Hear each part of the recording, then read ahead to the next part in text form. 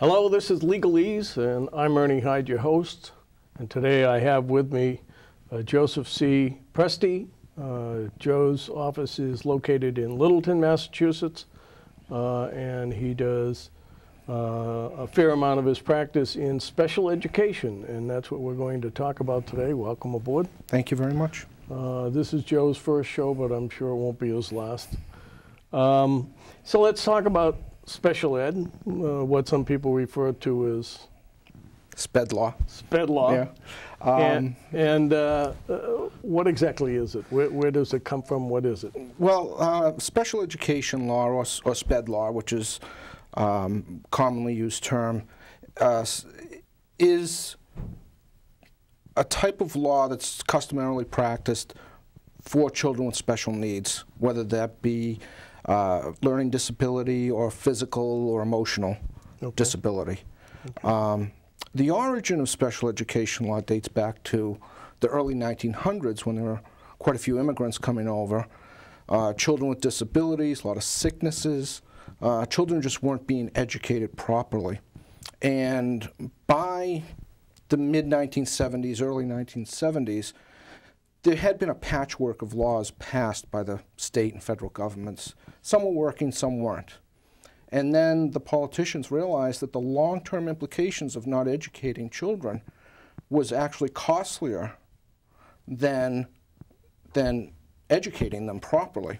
So in 1975, the federal government passed the Education of Handicapped Children's Act, which the Massachusetts special ed laws were used as a template for the federal law at that point.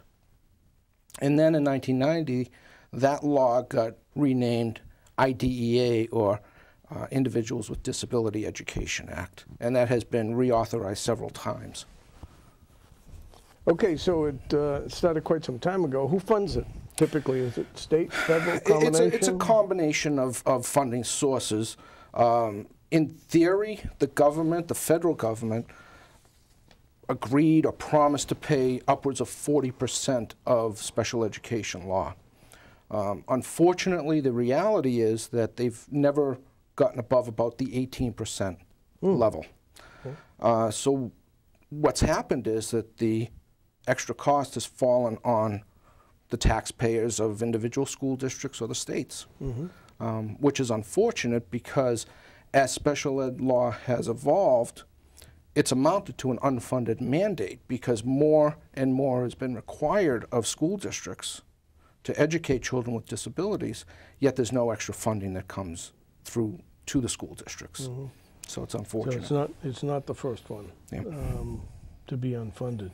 What in the general scope of things, what is the parent's role? I mean, I guess they have to be somewhat cognizant of whether or not they have a child that's struggling. Absolutely.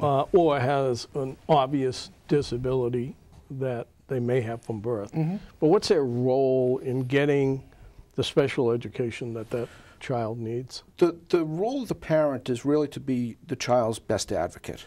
And that starts prior to the child enrolling in school. It does start, as you mentioned, at birth. If you notice that your child is not meeting certain milestones, whether it be walking at a certain period of time or mouthing objects or whatever, there is, through the Department of Public Health, early intervention services that are funded throughout the state. We have a very good early intervention service in Concord, and it's free. It does not require that you be at a certain income level. You just have to call. You don't need a referral from your pediatrician. You just call, you tell them what your concerns are. They will come out, they'll do an evaluation on your child. If they suspect a disability, let's say in speech, they will set up a program with a therapist to come and work with you and your child and set up a program that you can work with your child. And that's ongoing until the age of 3. At 3, they age out of the early intervention services and now become part of the school special ed department. And that's when you have to be an advocate, even though you are not going to enroll your child maybe until kindergarten. But it's the school's responsibility to develop a plan, an IEP, an individualized education plan, to give your child the services that they need so that they can access the curriculum, so to speak. Okay, so the school's role is to discuss whatever is going on with both the parent and any other professionals that have been involved with the child to determine what their role needs to be in the future? Yes, yes. What will happen is that hopefully if you have a child with a disability and you've been active and working with outside therapists, testers, what have you, you'll have accumulated a group of professionals, your team, so to speak. The school department will also get their experts together in the suspected areas of disability. Usually on the first IEP, the first time the child's entering the system, school department will want to do what's called a core evaluation. They'll want to assess the child in every area to make sure that they don't need services in one particular area and all that. So what will happen is the school will gather the experts in the suspected areas of disability. Again, it may be emotional, it could be occupational therapy, it could be whatever. And then that's what's called the team, which will meet, and parents are part of the team, and they will meet periodically to reassess the IEP to make sure the child's getting the proper services that they need. Okay, so we have the parents, we have the professionals, we have the school department involved in this. What is the attorney's role, and why is there a need for an attorney to begin with? Well, unfortunately, schools, while the teachers are very, very professional most of the time, administration has a bottom line that they have to answer to. And a financial bottom line. Financial bottom line. Okay. And although cost can never be an impediment towards giving a child proper services, you can't help but wonder a lot of times, is it? So if a parent happens to think my child needs X, Y, and Z services, and the school says, well, we can provide all those services in X, then there's a discrepancy. And the relationship could very well become contentious. I always advocate to parents that rather than bring in an attorney when the relationship has already broken down, bring the attorney in as early as possible. Right. Right. Because when a school district knows an attorney has been retained and an attorney's going to a meeting, they have the option, I've never seen it fail, but they will always bring their attorney in as well. And what the two attorneys do is basically act as a catalyst to try to not mediate the relationship. Yeah. They will, because again, the school personnel and parents, they're not legal professionals. While they might know what is needed educationally, they might unintentionally breach a legal hurdle that wasn't purposeful. So it's the attorney's jobs to say, okay, well, if you write this in the IEP, this is what it means. Or, we have to have a meeting within a certain period of time, and so on. Then if the relationship becomes so contentious that it breaks down, then there are other remedies that can be used and utilized to hopefully. So there are definitely competing interests here. Absolutely. Even though I think it's probably fair to say that the schools want to do the best they can, but as you pointed out, they have a financial bottom line. Yes. And have to live within it. So it's not carte blanche. It's what they believe the child needs as opposed to what the parent wants. They genuinely believe that they are proposing a program that will give your child, and the key phrase is here, access to the curriculum. That's the phrase that's used in the IDEA.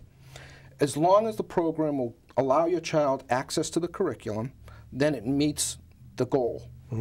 It doesn't mean that if you have a child with 120 IQ that you have to provide additional services. If they are accessing the curriculum, then that's all that's required. Unfortunately, in Massachusetts, that's a dumbing down of our laws. We used to have maximum benefit, but several years ago, we rewrote the laws in Massachusetts, we meaning the politicians, rewrote the laws so that we match the federal criteria. Okay. Yeah. Yep. All right. What grade does it start at? You've kind of already answered that. Even before first grade, even before kindergarten. Before kindergarten, at age 3. And how long does it go? It can theoretically go up to age 22 in Massachusetts. Really? Yeah. Okay. Yeah. Once your child receives a high school diploma, it ends. But if you can somehow show a need beyond, high school or that they have to stay in till age 22, it's available to them. Okay. So how does the parent initially get the child involved in an IEP, for instance? Is it always through professional services? Well, a parent is theoretically going to know their child best. So if they suspect something, they notify the school district. The school district has a responsibility to test every child in suspected areas of disability. Okay. If the child's already enrolled in school and a teacher notices a deficiency or an issue going on, the teacher has a responsibility to notify the school district. By law, it's called child find. Okay. So that if there is an issue that's happening, whether the child's falling behind several grade levels in math or reading, that's a key indicator that there may be a learning disability. There have been several cases nationwide where child find has been a major issue, where a child has unfortunately gotten pushed through several grades. The sad part about education... Before somebody recognizes there's a problem? Or before the parent raised the issue themselves. Okay. The problem with that, obviously, is you never get those years back. Right, right. So that's why it's as...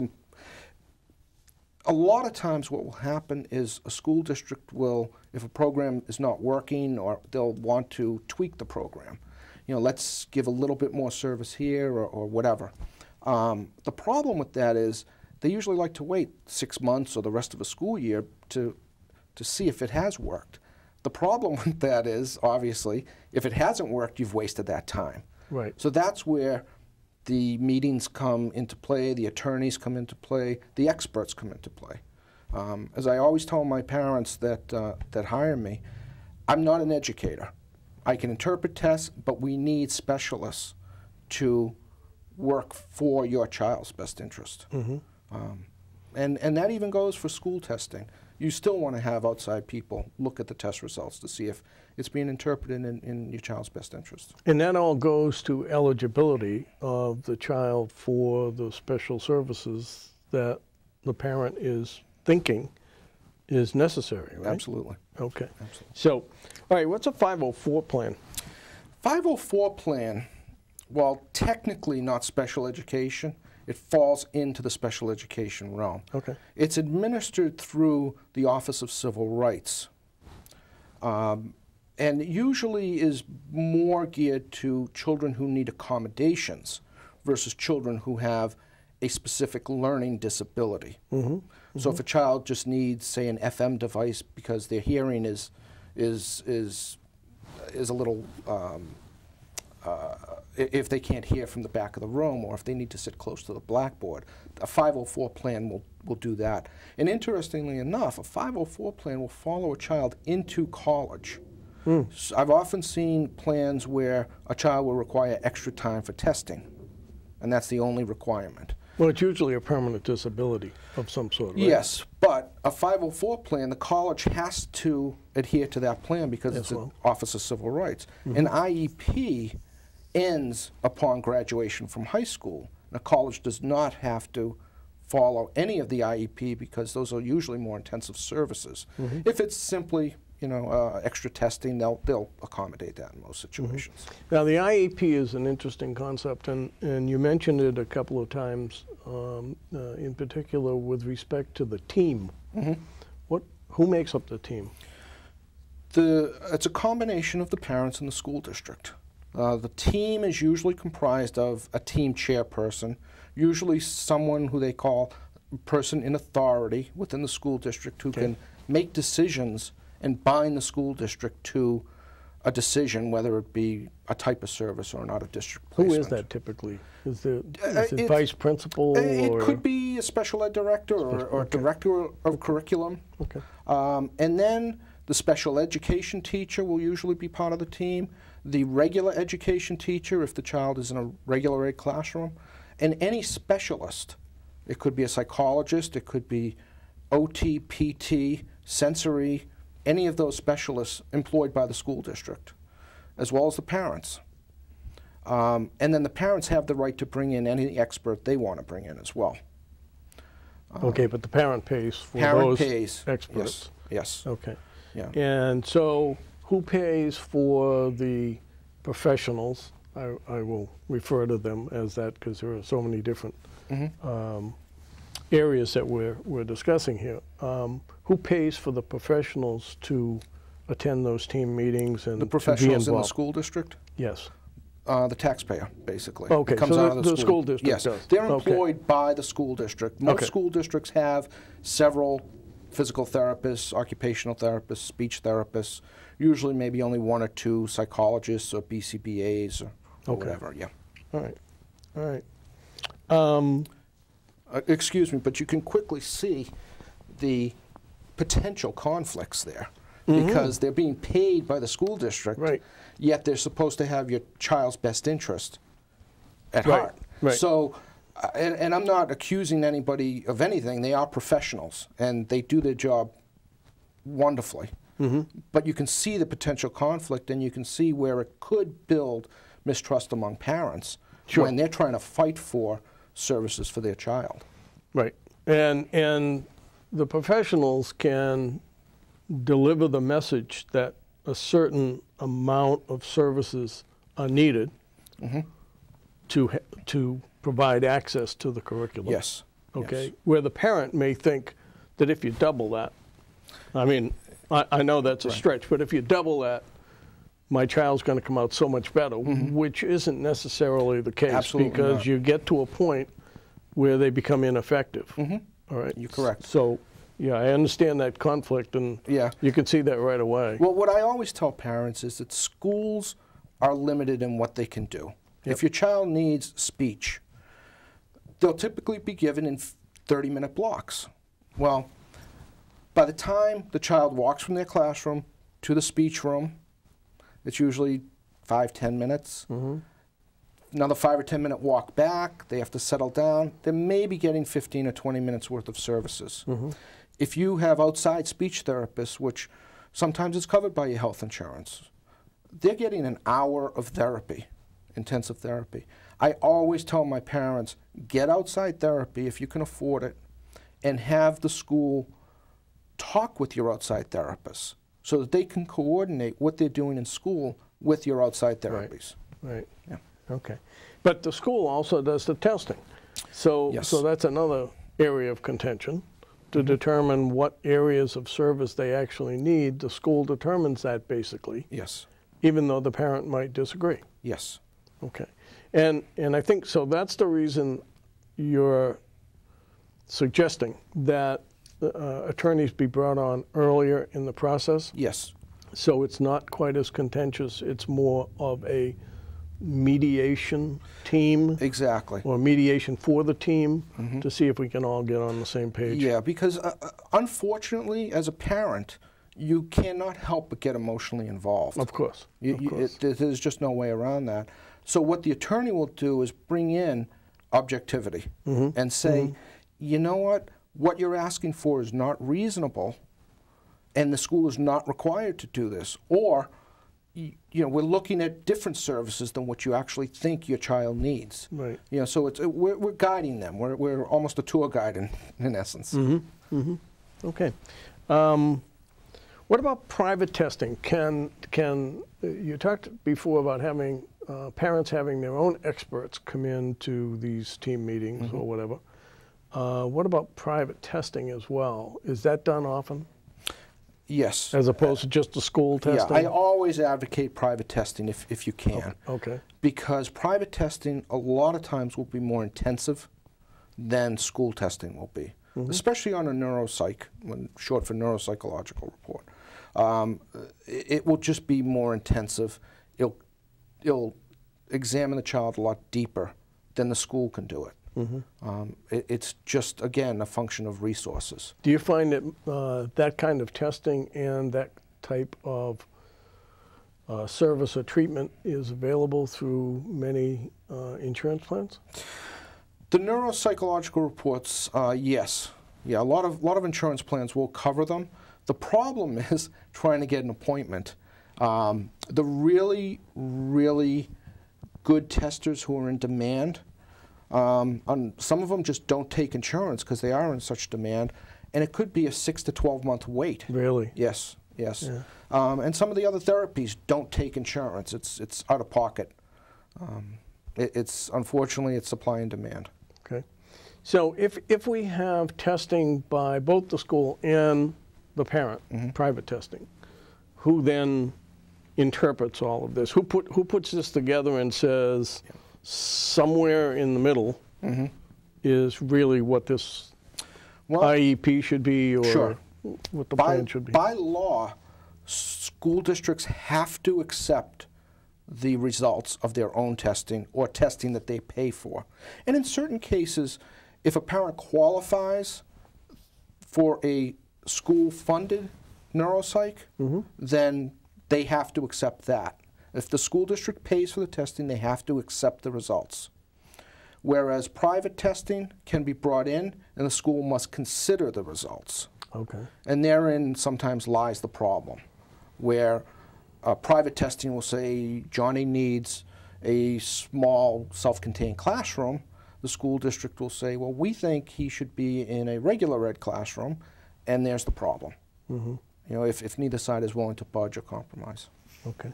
All right. So it's got to, that's really what it all comes down to, isn't it?